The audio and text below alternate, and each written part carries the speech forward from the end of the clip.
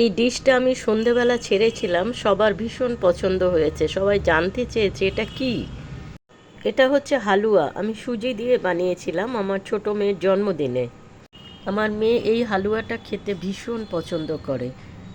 এটা আমি কেসার দিয়ে বানিয়েছিলাম। এর বৈশিষ্ট্য হলো 1 বাটি সুজি, 1 বাটি ঘি, 1 বাটি চিনি, সব সমপরিমাণ হবে। দুধটা আমি আগের থেকে ঘন করে জাল দিয়ে রেখেছিলাম। আর এর মধ্যে যাবে প্রচুর ড্রাই ফ্রুটস। আপনাদের ঘরে যা থাকে তাই দিয়ে দেবেন। আমি এটা চিনির বদলে খেজুরের গুড় দিয়ে করেছি। এই পুরো গুড়টাই এর মধ্যে দিয়ে দেব। যারা একটু কড়া মিষ্টি পছন্দ করেন তারা একটু 2-3 চামচ চিনি দিতে পারেন, বাট আমি দিইনি। এবার গ্যাসটাকে স্লো করে অনবরত এটাকে নাড়তে হবে। অ্যাকচুয়াল সুজির রেসিপিটা পুরোটাই একটু স্লো ফায়ারে করতে হবে। এটা হাই ফ্লেমে করলেই জ্বলে যাবে নিচ দিয়ে, প্লাস দলা পাকিয়ে যাবে। একবার অবশ্যই ট্রাই করবেন।